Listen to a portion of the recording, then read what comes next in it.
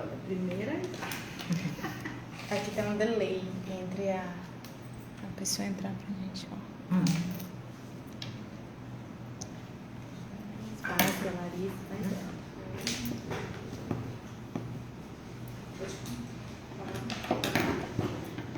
Boa tarde a todos. É com muita satisfação que hoje, né, em comemoração a esse mês tão importante na vida das mulheres, o Outubro Rosa, né, que é um mês que nos alerta, né, para todo um problema que todas nós, né, que eu acredito seja um fantasma para todas nós. Mas nós hoje convidamos uma pessoa muito especial, que é Ivani Zecchinelli, que ela é uma pessoa que passou por esse problema, mas nós convidamos também porque ela é uma grande amiga e eu vivenciei os momentos junto com ela, né? Então, assim, o objetivo nosso aqui hoje é conhecer um pouco a história dela, como é que ela lidou com isso, né? Com esse fantasma que assusta todos nós. E aí eu vou fazer algumas perguntas, mas eu gostaria muito que vocês que têm interesse no assunto, que estão aqui conosco, que pudessem também, né, ir interagindo com a Ivani, colocando suas perguntas aí do lado que ela vai responder depois. Então, gente, vamos começar? Ivani, muito obrigada por você ter vindo, né, nos agraciar com esse momento tão bacana, tão importante. E tão importante para nós. Estamos aqui todos de rosa, tá, gente? Assim como todos vocês devem estar, né?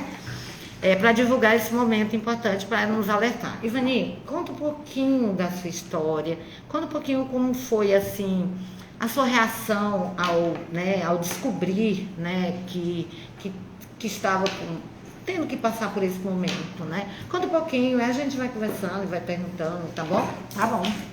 Primeiro, boa tarde para todos.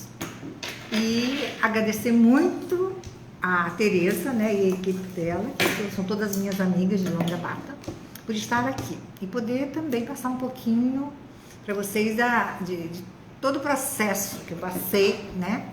E que é um processo difícil, né? A Tereza usou a palavra fantasma, mas é um fantasma que a gente pode enfrentar e deve enfrentar, entendeu? Então eu hoje vou falar um pouquinho sobre como é que foi o meu processo. Ivani, é um fantasma, deixa eu dizer por que eu classifico como fantasma.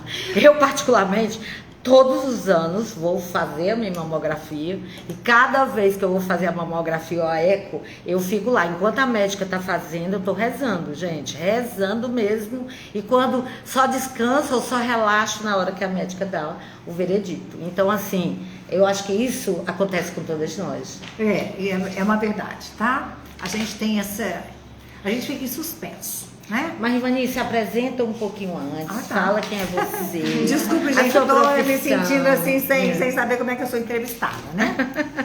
Olha só, hoje eu sou Ivani, tenho 73 anos. Isso. E sou bióloga, mas eu tô aposentada, né? Me aposentei o ano passado e agora eu levo a minha vida do jeito que a gente sabe viver, né? E ao mesmo tempo eu tenho também as minhas preocupações em viver da melhor forma possível, né? Como é que se iniciou esse meu processo? Em 1986, nós tivemos uma notícia muito ruim. A minha irmã que era a segunda de 5 mulheres, ela teve câncer. Em 1986 a gente não tinha os tratamentos, nem todo o medicamento que hoje tem, né? Então ela passou um processo muito difícil e nós acompanhamos isso. Foi um processo que a família inteira viveu junto, tá? Ela viveu por 4 anos, em 1990 ela faleceu no Hospital do Câncer no Rio. Foi um processo extremamente difícil para a família inteira. Era uma coisa muito dura, muito sofrida, né? Ivani, sem querer te interromper, mas interrompendo, mas nós temos algo em comum. Eu também tive uma irmã, que foi a minha irmã mais velha. Acho que a sua também é a irmã mais velha, não era, não? É acima de mim, mas é a segunda. Pois é, que também, né, ela teve o câncer e ela também faleceu. Então, assim, eu sei o quanto é difícil passar por esse processo, quando a gente tem um caso na família. E aí isso nos alerta cada vez mais a que a gente tem os cuidados, né, Ivani? Porque a gente acaba sendo grupo de risco, não é verdade? Por já ter tido algum caso na família. Sim. Somos um grupo de risco, né? Primeiro, por ser mulher, né? Esse é o primeiro grupo de risco, porque o câncer de mama, ele preferencialmente, ele atinge as mulheres e pode atingir em qualquer fase da vida, né? Hoje em dia a gente tem como o câncer de mama como o segundo que mais mata, né? E o que a gente deve fazer é sempre fazer a prevenção. E nós tivemos, digamos assim, um alerta muito forte, apesar da minha irmã ter morrido, que foi o alerta para a família inteira. Uma família inteira que começou então a lidar com essa dificuldade, né? De sabermos que a gente tinha uma irmã que veio a falecer por conta de um câncer muito agressivo. E desde os 27 anos eu comecei a fazer a minha mamografia. Todo ano? Todos os anos. Chegou o momento que eu tive que fazer 2 vezes por ano, tá? Porque eu tinha muita calcificação na mama, né? Aí o que acontece? Acompanhando, sempre fui. Em 2014, eu tinha feito uma mamografia em abril. E como fazia todo ano, só que eu fazia assim em setembro. Em abril eu fiz e o resultado foi idêntico ao que tinha antes, do né? seu histórico. Exatamente, né? do meu histórico, Normal. né? Calcificação, era benigno e tal. Quando foi em setembro, o meu médico pediu uma outra radiografia, uma outra mamografia. E quando eu fiz em setembro a mamografia, já veio com câncer de 2 centímetros. Nossa, tá? 2 centímetros, muito 2 grande, né? centímetros de abril até setembro, ele desenvolveu de uma forma estupidamente rápida, né? E aí o choque foi violento. Eu peguei o resultado, eu tava lá na CDI, né? Aqui, naturalmente, todo mundo fez imagem lá na CDI, né? Eu saí correndo e vim andando para o meu médico, que é aqui na Praia de Suá. Subi e fui correndo. E você sentiu alguma coisa? Nada, eu não fazia exame de do toque. Não fazia. Por quê? De tanto que eu fazia, o meu médico recomendou que eu não fizesse mais, porque eu fazia isso quase que diariamente. E ele falou, não faça isso, você já sabe o que tem, a gente acompanha, você está fazendo uma mamografia de esporádica, quer dizer, de tempo em tempo. Sistematicamente, então vamos acompanhando antes de você fazer os exames de mama. Nesse dia é que eu fui tocar e percebi que havia. Percebeu? Aí percebi, porque 2 centímetros era uma coisa assim, 2,5 centímetros. Então fazia que... E ele é gelatinoso, ele se move, entendeu? Aí eu fui correndo. Não dói. O teu não doía, né? Não doeu. Nunca doeu, tá?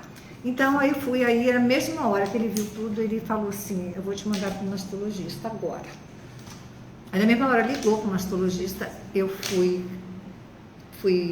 ele me atendeu, inclusive, no dia seguinte, e falou para mim assim, olha, agora nós vamos fazer os exames todos, inclusive fazer biópsia, né, fazer estradiamento, se não me engano, que é colocar um arame para poder descobrir onde é que ele está e de que forma que você pode fazer a incisão para... Tipo um grampo. Um grampo, exatamente. Né? E foi assim, e ao mesmo tempo eu desesperada, né? Desesperada. Os meus meninos souberam disso daí, né? Os meus 3 filhos. Todo mundo acompanhou muito bem isso.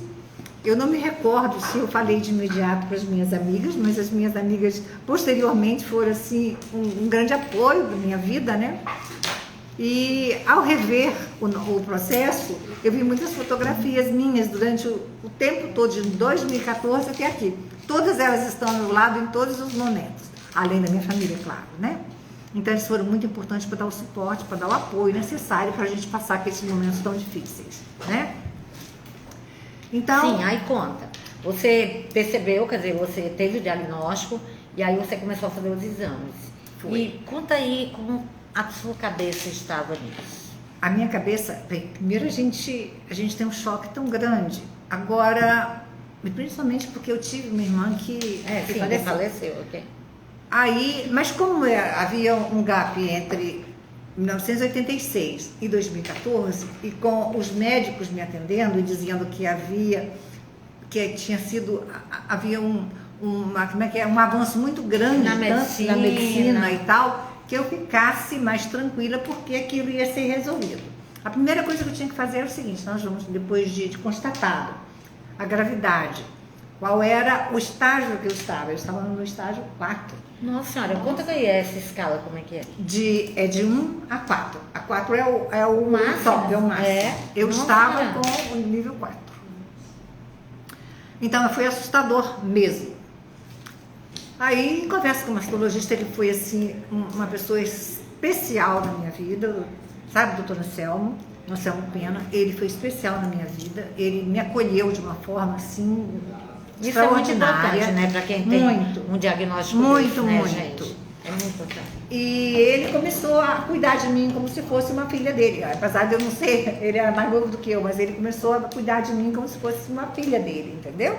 E ele sabia, eu só acompanhava isso, ele é mastologista. O tempo todo ele está lidando com mama, né? E ele sabia do meu histórico. Aí ele falou: olha, nós temos que fazer. Aí acontece o seguinte: você quer fazer como? Mutilar. Aí ele pegou e falou assim: olha, depois desse diagnóstico a gente tem só um jeito, vai fazer mastectomia radical. Ou seja, vamos tirar o seio todo, inclusive o mamilo. Vamos tirar todo. Não tem como salvar o mamilo. E aí ele pegou e falou: vamos tentar ver o cirurgião plástico para ver se ele faz você quer fazer a reconstituição? E na mesma hora eu peguei e falei assim: vamos tentar. E eu fui atrás do cirurgião plástico, ele não tinha a agenda dele. O doutor Anselmo falou assim para mim: nós vamos esperar. O seu caso tem que fazer já.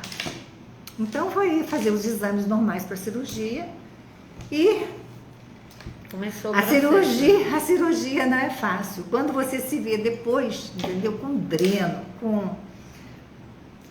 com aquele, nós tínhamos um côncavo, que era da mama, virou um convexo, porque vai até a costela, né? Então tira tudo mesmo, inclusive isso, os meus filhos estão aí de prova. Na hora que ele foi fazer a retirada, ele pega um dos linfonodos, o primeiro, e manda ir para o laboratório de imediato para fazer a biópsia, fazer o exame patológico.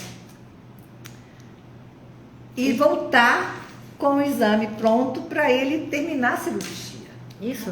Durante a cirurgia? Durante a cirurgia. E aí? Aí o que aconteceu? Estava comprometido. Aí ele tirou todos os outros. Seria aqui exatamente, na axila. Então ele faz realmente uma drenagem de todos os linfonodos. Foram 12. Todos eles vão para a biópsia, né? O exame histopatológico.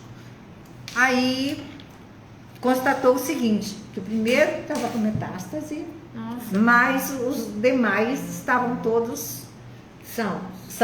Ou seja, não tinha extrapolado da mama para o corpo. Sei. Né? Isso já foi assim uma notícia diante do caos estabelecido na minha cabeça e na cabeça da minha família. Foi o melhor dos mundos. Não ultrapassou, né? Porque o risco do câncer sempre é a metástase, né? Quando a metástase é muito difícil, né? Metástase. Por isso, né, Ivanice, o diagnóstico precoce é tão importante, né? Porque e eu lembro que o meu eu fiz desde os 27 anos. Pois é. Então acompanhei o tempo todo, entendeu? Então a prevenção e você fazer todos os procedimentos, todos os exames para verificar qual é a sua condição, sim, é fundamental. Porque 95% dos cânceres de mama, se detectado cedo, né? Entendeu? Você tem chance de ficar boa, de ficar curada. Que é o seu caso, né, amiga? Graças a Deus, né? Isso aí. Você é uma vitoriosa. Então, eu espero. Ainda essa semana eu estive com o meu médico e falei com ele: doutor Sandro, tem 7 anos que a gente fez, para 8 anos agora.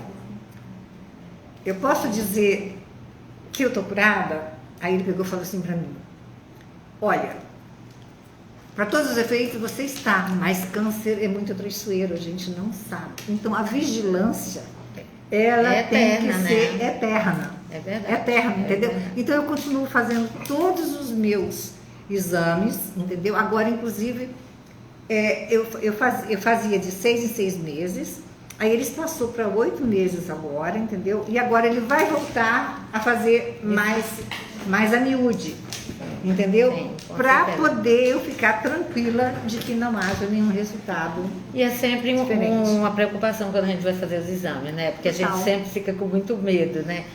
E a quantidade de exames, ele é imenso, né? Eu faço verdade. 34 exames de sangue. 34? 34 parâmetros de sangue para poder, porque todo aquele pode dar qualquer, se houver uma metástase, digamos assim, em qualquer lugar, o exame de sangue detecta. E faço imagens, né? Sim. Faço estilografia, faço mamografia, fotossonografia, tomografia computadorizada, entendeu? Sim, amiga, mas conta aqui. E você teve que fazer a quimioterapia? Fiz. Depois de tudo isso, fiz. Eu levei, isso foi em novembro que eu fiz a cirurgia. Primeiro você fez a cirurgia. A cirurgia, depois isso. você fez as sessões de quimioterapia. Isso. Quando foi fevereiro, eu iniciei as sessões de quimioterapia. Foram quantas? Foram 26 sessões. Nossa. 26 sessões. 2 anos?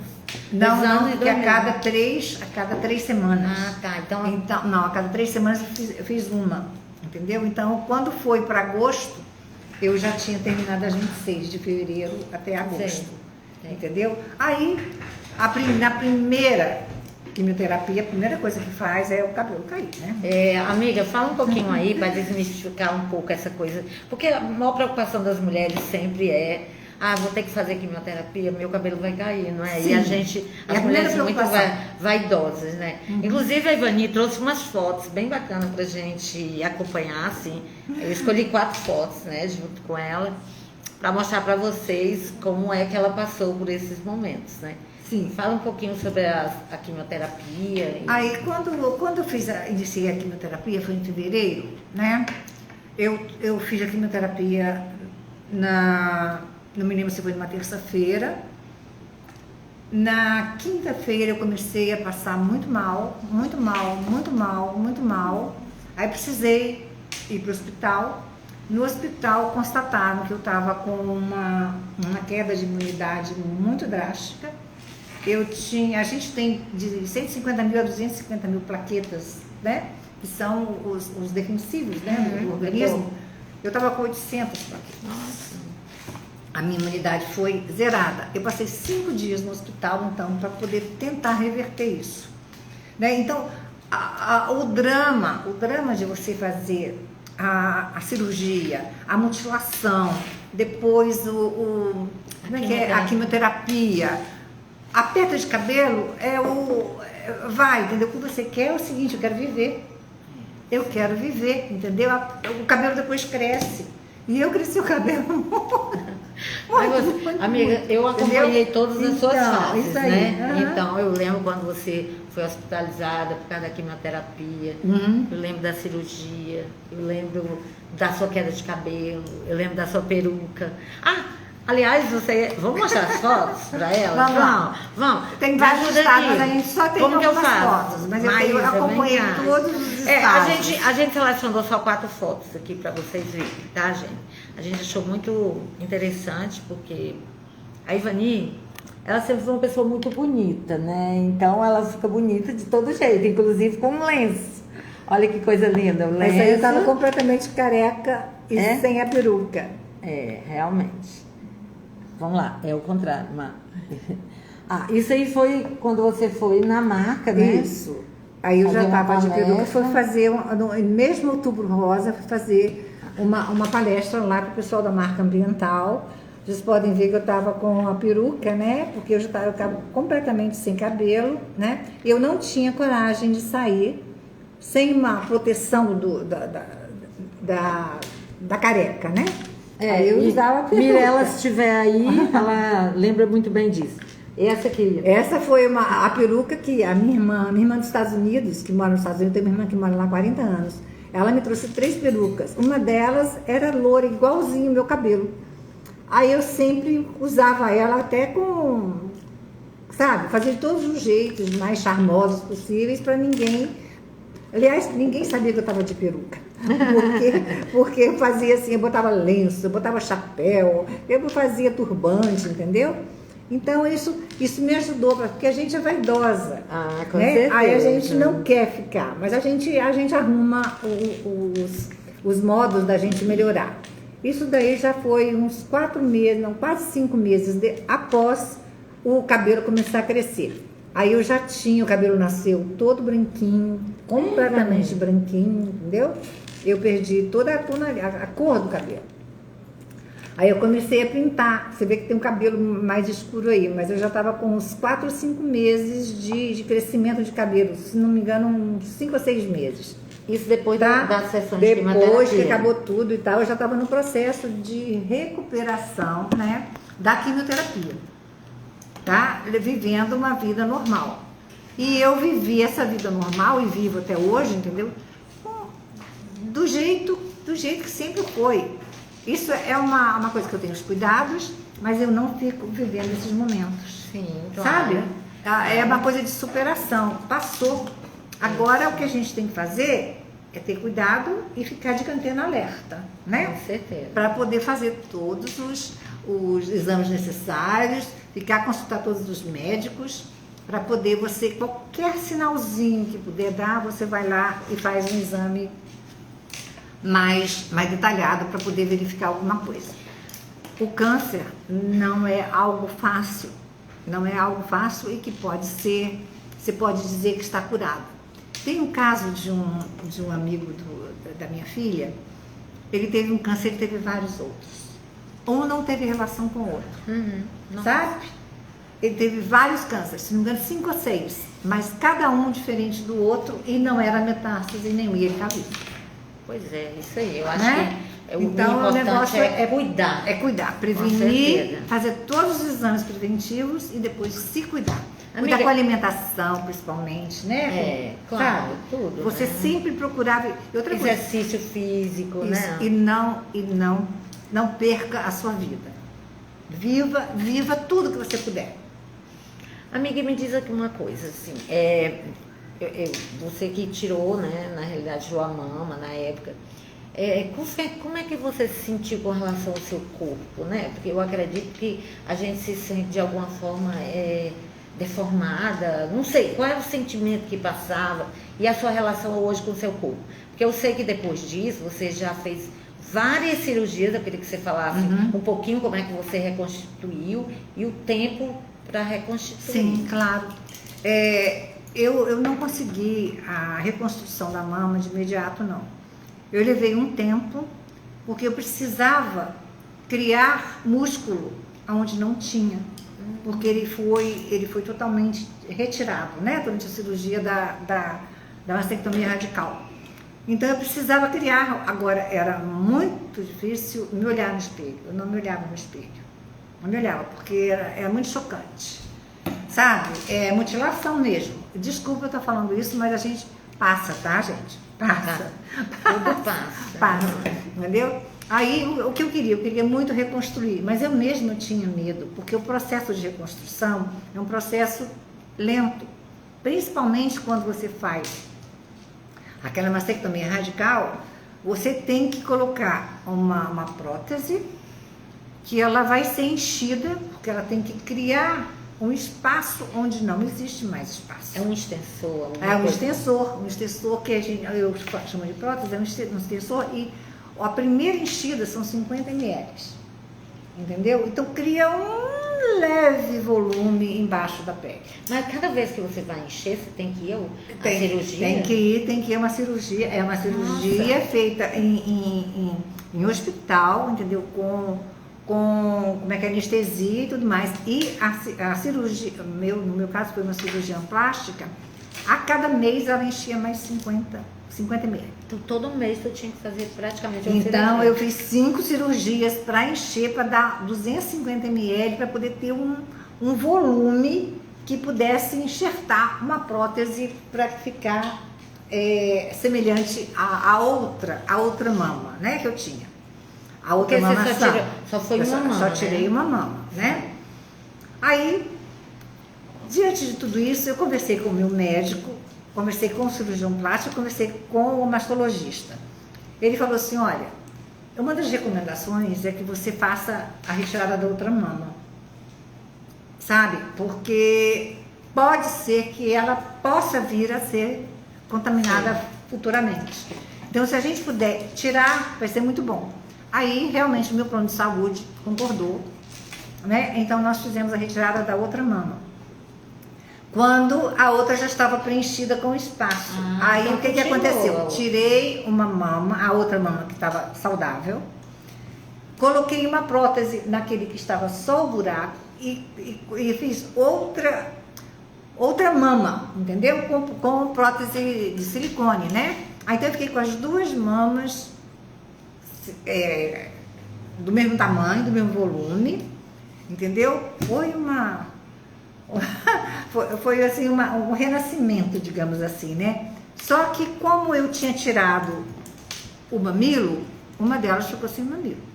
A única coisa de você fazer, tem até algumas técnicas que eles recomendam de fazer, mas é uma técnica muito complicada, que eu não quis me atrever porque precisava de mais cirurgias. Aí ele pegou e falou, a minha cirurgiã plástica falou assim pra mim, mas tem um jeito, você pode fazer uma tatuagem. Ah, tá. Entendeu? Fazer a tatuagem da auréola, do mamilo, que aí você tem os dois, você não tem em 3 dimensões, sim, certo. né? E mas de você qualquer fez? jeito, eu não fiz, até hoje eu não fiz, eu não tive coragem. Não tive coragem, entendeu? Então, não tive coragem. Já que o papo aqui Sim, papo claro, de verdade, papo não tive aberto. coragem, entendeu? Mas eu estou muito feliz porque eu agora tenho as duas mamas e não me olho mais como claro. uma mutilada, entendeu? Dá o disfarce. Ivani, seu filho está aqui presente, Thiago, veio te prestigiar, com os outros, né? Os outros 2 filhos com certeza estão aqui assistindo. Fala do apoio da família nesse momento. Tem que ser. E o Thiago está aqui, a Penélope e o Dan, entendeu? O Dan que estava morando em Belo Horizonte, ele vinha todas as vezes que eu fazia quimioterapia, ele vinha para poder estar junto comigo. O Thiago, a Penélope ficavam sempre junto comigo para poder me dar apoio naquela situação de... Primeiro que é uma situação que a gente está muito, muito fragilizada, né? E segundo que a quimioterapia deixa a gente mais fragilizada ainda, porque toda a situação é muito difícil de você lidar. Por quê? Porque você está sempre com aquele pêndulo na cabeça. Eu vou ficar ou vou embora? Vou ficar ou vou embora? Vai piorar? Não vai, sabe? Essa é uma coisa que atormenta a vida da gente, entendeu? Então agora, por isso que eu falo assim, o apoio da minha família, o apoio inclusive do meu pai, entendeu? Que foi muito, muito forte. Inclusive quando meu pai também morreu de câncer. Morreu com câncer... Mas foi bem depois. Eu lembro que eu fui visitar você na casa do seu pai. Então, isso. Lembra? Isso, lembro. Logo no lembro. início, você Isso. ficou um Pois tempo porque lá. eu fiquei cuidada, né? Foi. Ele te levou pra lá. Exatamente, para poder Te ser colocou cuidada. no colo, né? Foi, me colocou no colo. É. E depois nós tivemos que cuidar dele, né? Mas meu pai foi muito, muito importante. E eu me lembro que, numa das momentos que a gente estava vivendo, o meu sobrinho que veio me visitar aqui, veio visitar papai também, falou assim, papai estava já no finalzinho da vida, mas sem sofrimento, entendeu? Ele estava muito bem, fisicamente, ele não tinha sofrimento. Aí ele me falou assim, papai, o vovô não está indo porque ele quer saber de você, se você me está bem. Enquanto ele não souber que você está bem, acho que ele não vai. Aí eu respirei, porque ele acompanhou. Quando ele me viu careca a primeira vez, meu pai ficou assim, sem entender o que estava acontecendo. Eu acho que ele reviveu tudo que é minha irmã, né? Provavelmente. Provavelmente. Aí eu falei com ele, pai, eu estive no médico e o médico falou para mim que eu estou curada. Gente, ele levantou assim, sabe? Graças a Deus, Nossa Senhora e tal, e agradeceu. Outra coisa, fé. Fé é importantíssimo. Era isso que eu ia te perguntar Fé é mesmo, importantíssimo. Né, amiga? Você teve apoio de religião, de psicólogos? Você procurou algum tipo de apoio? Eu procurei apoio, mas não de igreja. Eu procurei apoio espiritual e apoio naquilo que eu acreditava. Eu acreditava, primeiro que eu tenho uma devoção para Nossa Senhora muito grande, né? Então, ela foi muito importante para me dar o apoio, né, espiritual que eu precisava. Além de contar Fé, com... né, amiga? Fé. Até hoje. Pois é. Até hoje, eu sempre faço as minhas orações, peço muito a nossa mãe, sabe? Porque é fé que eu tenho nela, eu sei que ela tá comigo, sabe? Tá comigo. Então, é muito importante você ter apoio da família, apoio dos amigos eu tive em todos os momentos, entendeu? E você ter fé. E psicanálise, psicólogo, você teve uma apoio? Eu fiz um ano mais Você ou tem uma menos. filha que é psicóloga, né? Tem. Mas não dá, família não dá, né?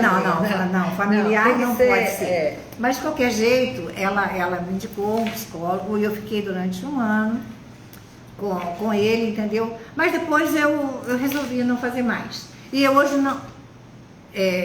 Eu não sei se ela vai concordar com isso, mas eu não sinto uma necessidade de me apoiar no psicólogo para superar esse processo todo, entendeu?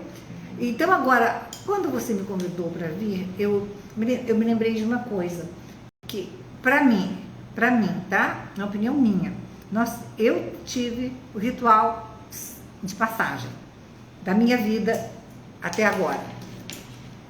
O primeiro ritual da minha vida foi o nascimento, né? Nascimento. Depois foi a primeira menstruação, que eu tive aos 11 anos. Depois, outro ritual foi as gravidezes. Foram três os partos, os 3 partos normais. Então, são rituais de passagem que você vai para amadurecer, para crescer, para desenvolver, entendeu? E eu tive todos esses. Depois, eu tive outro ritual, é a menopausa. A menopausa, que faz parte da vida de todas as mulheres, mais ou menos como o jeito que tem uns que não têm filhos, outros que não têm parto, tá, mas de qualquer jeito, a gente passa por isso daí. E geralmente a gente tem a primeira menstruação e depois a gente tem a menopausa também, né? E eu considero o meu sexto ritual é o câncer. Foi outro rito de passagem. Sabe? Mais doloroso. Não, os outros não são dolorosos, mas esse é extremamente doloroso e difícil de enfrentar. Mas é um rito de passagem, sabe? Amiga. É um rito de passagem. Acredito mesmo. Tá? Eu queria saber se a gente consegue ver as perguntas, se alguém está fazendo pergunta, para que a Ivani possa... Então, perguntas não, mas tem umas palavras aqui de apoio e tal. Ah, é? A Luana desejou muita força, parabenizou por compartilhar sua história. Disse que você está linda de todas as formas. Obrigada. A Giovana falou que o diagnóstico não é sentença, fé e esperança sempre, que foi o que você acabou de falar. A Moema também parabenizou pelos seus filhos incríveis durante essa fase, né, que você teve. Em toda a vida, não é só nessa fase. Essa fase foi extremamente importante, mas eles estão comigo sempre. Amiga, o que você pode tirar, assim, de experiência e de aprendizado de todo esse processo que você passou? Conta aí um pouquinho do teu sentimento. Eu acho que uma das coisas que você acabou de falar, que não é uma sentença, né? É um diagnóstico, não é uma sentença. E eu tenho levado isso dia a dia. Eu não tive isso como uma sentença, entendeu? Eu fui à luta e estou lutando até hoje. Eu não sei como vai ser meu futuro, porque a gente não sabe, né? A gente não sabe o que vai acontecer. Mas eu tenho fé em Deus que não vai acontecer nada, entendeu? Então eu tenho esperança.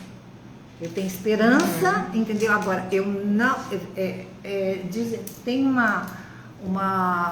duas palavras que é muito... Como é que é? Orai e vigiai, entendeu? Eu oro muito, porque eu tenho muita confiança em Nossa Senhora, que é a minha devoção a ela, né? E vigiar. a gente não pode deixar de vigiar, entendeu? Então, a vigilância é eterna. Amiga, Aquilo que pode, você tem que fazer o tempo todo, não descuide. E por conta disso, eu já descobri outras coisas na minha vida, entendeu? Que foi por vigiar, por estar sempre em cima. Descobri outras coisas que eu fiz de tratamentos e tal, entendeu? Procedimentos difíceis, que eu descobri porque fui fazer atrás. a vigilância. Fui né? fazer a vigilância, É isso entendeu? aí, né? Porque realmente Então, tudo precocemente, né? sempre, é exatamente isso. É. Tudo que Porque é às vezes, precoce, né, amiga, você consegue. A gente não pode ficar ultrapassar. paralisado pelo medo. Não, eu acho de que a jeito gente tem que enfrentar, né? E eu tô falando isso, gente, é pra mim, tá? Também. Que eu tô aqui com minha mamografia marcada pro dia 8, tá? Porque na última live que a gente fez, a Virgínia, a nossa oncologista que esteve aqui conosco, eu fiz uma pergunta a ela, porque eu fiz uma cirurgia plástica no passado. E eu não ia fazer a mamografia porque a minha ginecologista tinha falado que ia aparecer tanta coisa por causa da cirurgia plástica. Mas aí eu disse, não, então a Virgínia falou, não, você tem que fazer independente de qualquer coisa. Aqui em Vitória tem muitos radiologistas bons e que vão saber distinguir o que é um câncer do que é uma cirurgia plástica. E aí, cara, olha só, depois da semana passada que nós tivemos todos juntos aqui, eu já fui atrás, já marquei e já consegui uma radiologista mulher e já marquei com ela pro dia 8. E que Deus me ajude. Vai. Estamos todas juntas. Deus me ajude. Gente, eu faço mamografia e eu vou fazer agora em novembro novamente. Um alerta que o mastologista falou para mim, ele falou o seguinte: eu tirei a mama, mas acontece que você consegue ter mama até no pescoço. Nossa, como Entendeu? isso? Então fica rastros de tecido mamário que você tem que ficar vigiando. Então eu faço mamografia todos os anos, fica só um halozinho assim, entendeu? É. Principalmente, e é difícil porque como eu tenho... Ai, é difícil, porque já dói, né? Já dói. Quando você não tem, né? Já dói. Mas pelo amor de Deus, façam, É entendeu? isso mesmo. Porque é essa a diferença entre você segurar ou você não segurar, né? Então eu faço até hoje, eu faço sempre, faço com o mesmo mastologista, porque ele conhece a minha mama direitinho, entendeu? Ele sabe onde buscar. Claro, com certeza. Amiga, Sabe? o que você pode falar para as pessoas que estão vivenciando esse processo do câncer nesse momento? O que você falaria para elas? Que eu ainda não falei, eu acho que é fé, perseverança, esperança, entendeu? Não desistam, não desistam, vão atrás principalmente se o diagnóstico for ruim, não desacredite, vai em fé. busca porque tem fé. E outra coisa, tem tratamento, Enfrenta. tem tratamento, né? entendeu? Tem tratamento e eles estão disponíveis, inclusive no SUS. Né? Eu conto, graças a Deus, com um plano de saúde particular. Mas no SUS também eles estão aparelhados para poder fazer isso. É uma questão de talvez de distância e tal, mas não desistam. Não desistam. Câncer não é uma sentença. Né? Câncer não é uma sentença. Então vocês têm que ir atrás para poder ver se essa doença ela pode ser transformada numa experiência de vida. Eu posso garantir para vocês que para mim foi uma experiência de vida, está sendo até hoje. Eu não abandono a vida. Não abandono a vida. Amigo, tem algumas perguntas aqui, tá? Né? Do público que está nos assistindo. A Moema, ela perguntou quanto tempo durou tudo, desde o diagnóstico até a cura? Como eu falei, eu vou revisando as palavras do meu oncologista. Olha, eu ainda chamo de meu oncologista, tá? A cura, a gente nunca pode dizer que tem cura, porque a remissão é difícil, né? É difícil. Você tem que sempre estar vigilante. Por exemplo, eu descobri em 2014, em setembro de 2014.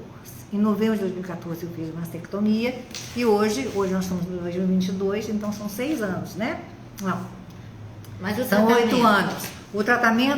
O tratamento 2 anos? inclui... Não. Eu fiz o tratamento. Como é que foi? Foi as cirurgia, o tratamento de quimioterapia, que foram 26 sessões, a cada 3 semanas uma. Então foram 4, 5 meses disso, entendeu? E daí para frente não tive tratamento.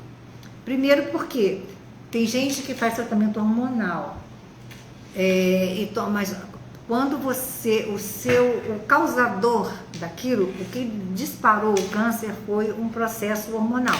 O meu não foi. Então eu não tomei hormônio como todo mundo toma durante 5 anos. Sim. Né? Eu não tomei. O meu tratamento foi esse. Eu terminei aquele tratamento, agora eu faço o acompanhamento. Sim, e o claro. resto foi reconstrução mamária. Né? Mas eu não tenho um tratamento para, digamos assim, para não voltar. Não. Eu só preciso acompanhar.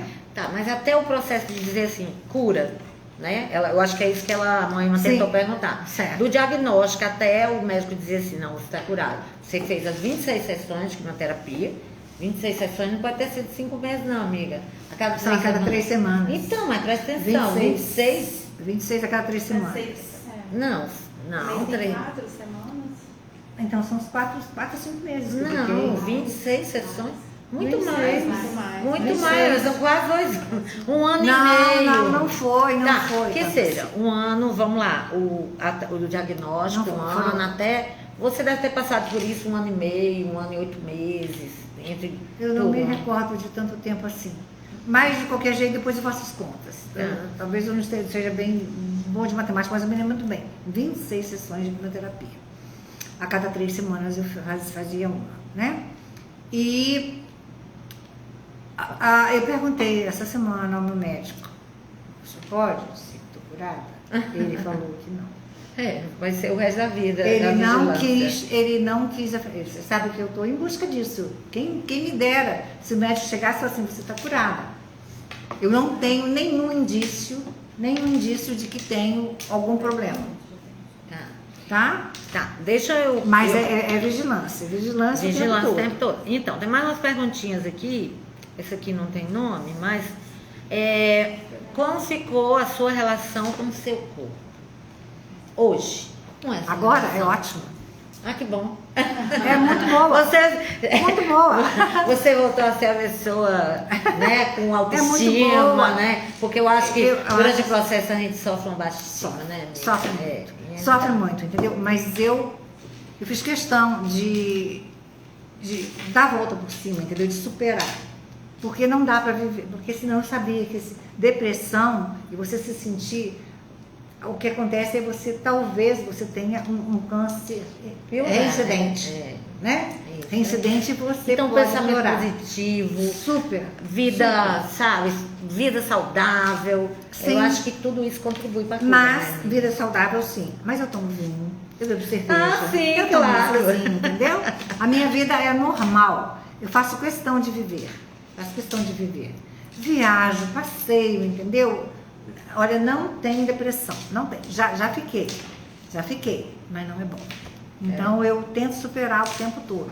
Superação é diária, sabe? É diária. Você tem que vigiar e superar. Sim. Olha, mais uma perguntinha aqui. Como é a Ivani pós-câncer? O que mudou na sua vida desse processo todo? Essa é da Maísa. Olha, mudou, sabe o que mudou na minha vida? Eu voltei a trabalhar depois que eu tive um ano de licença médica, né? Fiquei 1 ano de licença médica. Na época você estava trabalhando ainda, Estava né? trabalhando. Não estava aposentada. Não, eu me aposentei em 2021, então foi o ano passado. Eu voltei a trabalhar com muita garra, sempre do mesmo jeito que eu trabalhava antes, entendeu? E o que mudou na minha vida? Que agora eu sou mais positiva. Eu penso mais numa vida. Eu entrei em depressão, entendeu? Algumas vezes na minha vida. Então, agora não, agora eu tenho uma ânsia de viver muito grande. Então, eu tenho até medo de falar isso, mas eu acho que o câncer foi um motivador, entendeu? De eu querer viver cada vez mais, sabe? Você Sabe? sente um Foi uma senso de coisa. urgência? Porque eu sinto. Depois que eu fiz 60, eu sinto. Aí isso- quero viver tudo na minha vida, porque eu não sei quanto eu fico tempo, pensando né? assim, eu tenho 73, entendeu? O meu tempo agora é muito curto, eu não sei quanto tempo tenho, né? Mas de qualquer jeito, a minha família é longeva. Talvez o meu pai com 94, o meu avô com 93, a minha avó com 92 e por aí vai. Entendeu? Então, se eu viver 20 anos, eu com 94, vai ser muito bom, entendeu? Mas quem garante, né? Não. Então eu tento viver tudo que eu posso agora, sabe? Essa coisa de urgência, de você ter urgência de viver, eu tenho. Pois é, porque eu acho que depois que a gente faz os 60, a gente fica meio pensando assim, quanto tempo me resta de vida, né? A gente já vai assim, é porque... Não pensa, vai vivendo. Amiga, é Vai verdade. vivendo. Eu ouvi uma história uma vez que eu achei interessante, né? A vida tem a fase que você está indo e depois que você está voltando, né? Então, assim, até o meados da sua vida, você quer tudo grande, né? Você quer uma casa grande, você quer tudo, você quer ser rica, você quer ser tudo, a melhor profissional do mundo. Depois, você começa a viver um outro momento. Você não quer mais uma casa grande, você já não quer mais, você só quer viver. Sabe? É esse o sentimento, assim, que Tá eu tenho correto. hoje, sabe? Assim, é essa urgência de achar que a vida pode se acabar, né? Que é, claro, a gente tá ficando velho, não tem jeito, né? A gente já está na terceira idade, eu e você, né? Então, o nosso público não, né? Mas nós dois já estamos na terceira idade. Então, esse senso de urgência eu acho que é muito natural depois que a gente passa dos 60 anos, né? Claro que é. A gente não sabe se tem outra vida. A gente Exatamente. tem essa. Então a gente tem que fazer o melhor que pode nesta vida. Eu tenho muita esse senso de urgência, entendeu? Porque eu não sei o quanto me resta ainda. Então a coisa do câncer, sabe? A única coisa que eu faço é me cuidar, fazer os exames e tal, mas não penso nele. Não penso nele, exatamente porque eu quero viver.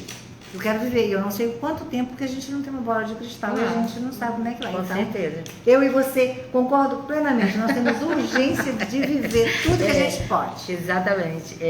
Até porque, né, depois de 60, a gente fica muito mais susceptível.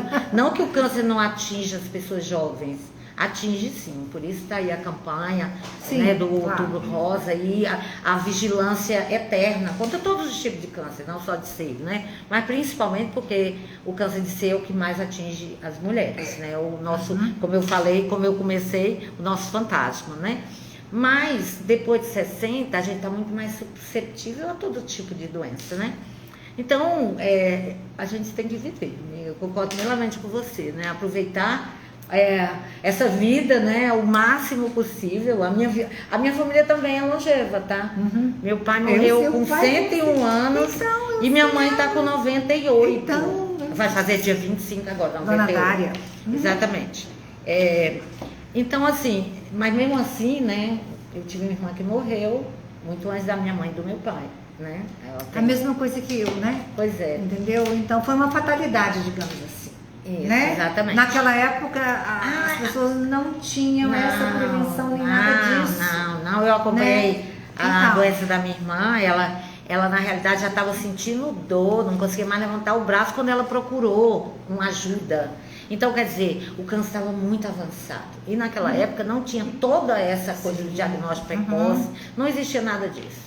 Nem Né? os tratamentos que hoje em dia existem, né? Aham. E eles estão bem avançados. Bem Sim, avançados. com certeza. Entendeu? Eu acho, gente, assim, que a gente tem que tirar como lição isso tudo. A gente tem que confiar na medicina, tá? Que a medicina está cada vez mais evoluída. Fazer o uso dessa medicina, né? Porque todos nós queremos viver. Então, para viver, a gente tem que enfrentar e parar com os nossos medos. Eu estou dizendo isso para mim, hein, gente? Parar com os medos e enfrentar, fazer os diagnósticos, porque é só descobrindo seco que a gente vai ficar curada ou que a gente vai continuar vivendo. Não é verdade, É amiga? verdade. É Então. verdade, concordo com você e estou na mesma vibe. Pois é. Aí as meninas estão me perguntando aqui como foi para mim acompanhar você nessa luta, né? Agora com a palavra, minha amiga. Eu acompanhei desde o início, né? Aliás, assim, do nosso grupo de amigas, né? A gente teve uma amiga que se foi, a Elisete, em função do câncer de mama, né, amiga? Elisete, quando teve, você não tinha tido ainda, não. Não, foi Não. posterior. Foi, não, Eu que tive você posterior. teve depois. Tivemos a Maria Alva também, que teve. Tivemos outras amigas também que tiveram. Então, assim, a gente pensa que o câncer não é muito mais comum do que a gente imagina, né? E nesse momento eu tenho 1, 2 pessoas que eu conheço, amigas que estão passando por esse processo, né? Então, assim, eu acompanhei a Ivani, né? Fui, né, várias vezes, talvez eu devesse ter acompanhado mais, né? Mas acompanhei, fiz várias visitas a ela, acompanhei todo o processo da luta dela com essa doença. A gente criou uma confraria há muitos anos, né, meu? Uma confraria que não funciona, porque para se encontrar é uma novela, né? As mulheres hoje em dia são muito cheias de compromissos. Muito cheia de compromissos, né? A gente tá na hora de parar com tanto compromisso. Mas eu acompanhei. Eu acompanhei de perto, acompanhei da Elisete. A Elisete, infelizmente, descobriu muito tarde. Descobriu muito tarde. Já estava no hospital de Porque aí, no caso da Elisete, quem conheceu a Elisete vai lembrar que quando ela descobriu, ela fazia 4 anos que não fazia uma mamografia. Então, quer dizer, isso aí, quando ela descobriu, eu lembro muito bem de dar uma carona para ela lá do centro da cidade. E ela disse assim, amiga, eu tô com um problema e tal. E me contou a história.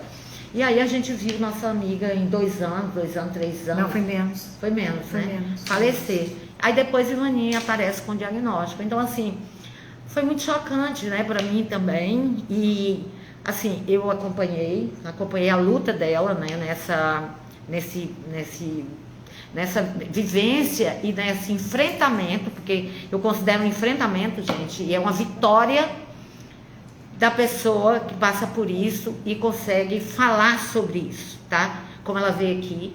Eu achei muito bom que ela tenha aceitado, porque as meninas me deram a ideia, eu disse assim, eu lembrei logo de Ivani. Eu digo, gente, vamos convidar a Ivani. Será que ela gostaria de falar sobre isso?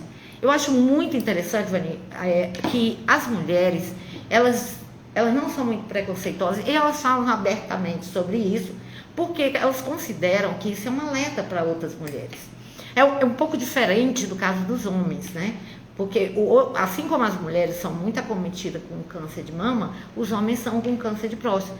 Só que os homens não conversam sobre esse assunto, né? Então, assim, apesar dos diagnósticos Eu acho que é muito bem fragilidade, avançados, eles sentem fragilidade, né? acho que sim, mas nós também. Essa parte do corpo, para nós, é muito importante, os seus é muito importante. Mas a gente busca, por causa da fragilidade, eu acho que a gente busca apoio. Eu acho que A isso gente se abre, a gente vai de isso é peito, desculpa, o tema vai de peito aberto para buscar. Eu acho que isso é uma característica das mulheres. Contanto que nós mulheres, quer dizer, existem tantos grupos de apoio às mulheres quando, né, para enfrentamento dessa doença, e as mulheres falam abertamente. Infelizmente, os homens não falam sobre o câncer de próstata. Não existe uma associação ou um movimento que aborde isso no sentido de estar alertando aos homens. Então, assim, eu acho que isso é uma característica das mulheres. Eu, assim, todo ano eu tento me envolver também com essas ações. Existem várias associações aqui, né, como a CASSE e outras que lutam exatamente e divulgam isso. E isso tem surtido um efeito muito grande na população.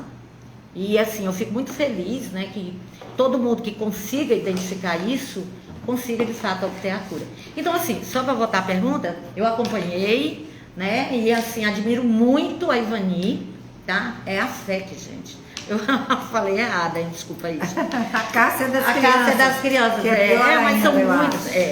E Não do câncer infantil, né? Câncer infantil, A Cássia, a FEC. Então, amiga, eu fico muito feliz. Eu acho que eu te agradeço muito, muito mesmo. Eu espero realmente que todo esse nosso bate-papo tenha sido importante para quem está aí escutando, né? E que você consiga, né, continuar na superação de tudo isso e que todo mundo aqui que nos ouviu nesse momento tenha tenha escutado a sua história e tenha tido uma lição, né? Escutado, né? E que seja importante para cada um de nós, né? Quer falar as suas palavras finais? Eu quero muito agradecer pela oportunidade, né? A oportunidade de estar aqui falando, e não é fácil a gente se abrir, né? A gente sempre fica com muito cuidado, assim, mas eu não tenho tantos pudores com relação a isso, porque eu sei que a minha experiência pode ajudar outras pessoas, entendeu? E agradeço demais você ter me chamado aqui, assim como há uns anos atrás, a Nossa Marca amiga também, a Mirella me chamou para ir à Marca, mas eu estava assim, no início do tratamento, e eu fui, entendeu? E foi muito bom, foi muito bom. E agora eu agradeço demais e quero você, por favor, continuem fazendo. Se não estão fazendo, façam prevenção. Vão atrás de exames, entendeu? Que possam garantir que você, caso tenha algum problema, entendeu? Seja não sei fácil solução, mas que tenha solução. Não deixe para depois. Porque se descoberta, temos 95% de chance de cura. Tá? Então, vai em busca de médico, marca SUS, marca o que for, entendeu? E faça os seus exames, entendeu? Para procurar saber se você tem algum problema ou não. Principalmente aqueles que têm histórico familiar. Tá? Amiga, te garanto, Principalmente depois isso. dessa conversa, o meu exame do dia 8 de novembro, eu vou com mais tranquilidade, tá bom? Gente, tchau. Obrigada. Foi muito bom estar com vocês. Beijo Obrigada. grande no coração de todos. Beijos. Obrigada. Essa aqui é a Maísa, hein?